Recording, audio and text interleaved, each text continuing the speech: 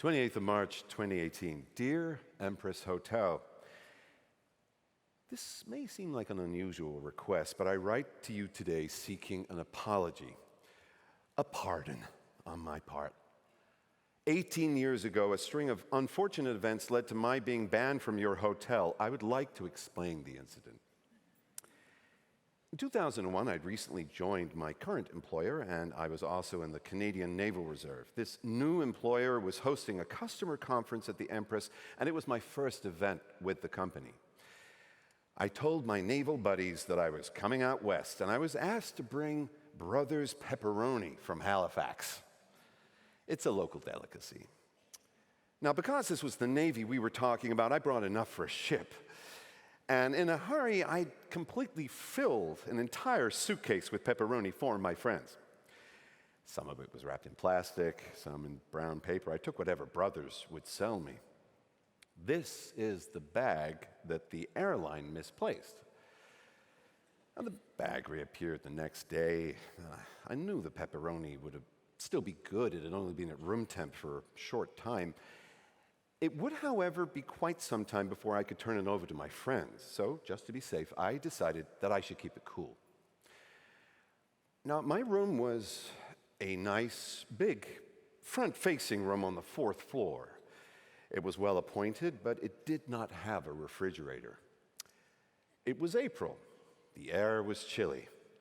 An easy way to keep all of this food cold would be just to keep it next to an open window. So I lifted one of the sashes and spread the packages of pepperoni out on the table and windowsill. And then I went for a walk for about 4 or 5 hours. When I'd covered enough ground, I returned to the hotel. I remember walking down the long hall and opening the door to my room to find an entire flock of seagulls in my room. I didn't have time to count, but there must have been at least 40. And they'd been in my room eating pepperoni for a long time. In case you're wondering, Brothers TNT pepperoni does nasty things to a seagull's digestive system. As you'd expect, the room was covered in seagull crap. What I did not realize until then was that seagulls also drool, especially when they eat pepperoni. I'm sure you have an image in your head. Now remember that I've just walked into the room and startled all of these birds. They immediately started flying around and crashing into things, and as desperately as they could, try to leave the room through the small opening by which they had entered.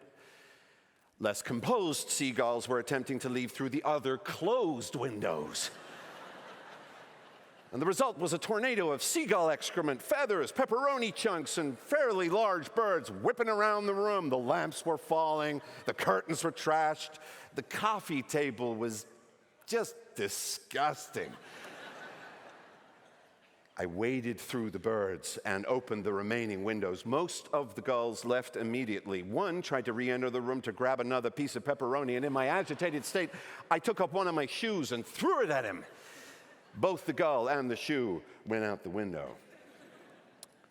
By this time, I was down to one gull, but it was a big one, and it didn't want to leave. As I chased it, it ran around the room with a big hunk of pepperoni in its gob.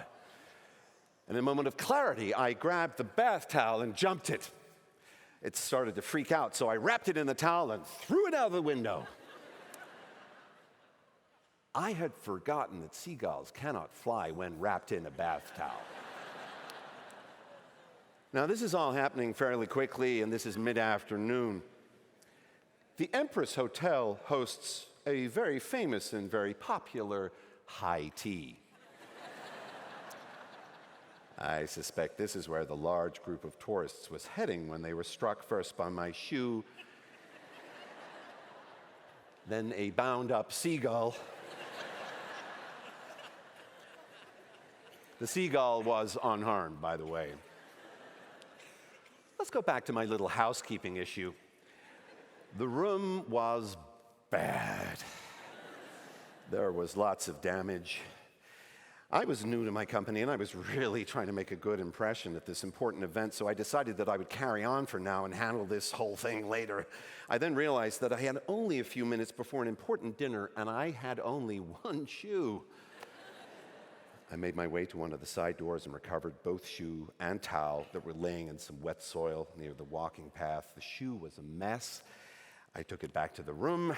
By this time, I had closed the windows, and the air was becoming quite ripe with the smell of digested pepperoni and fish.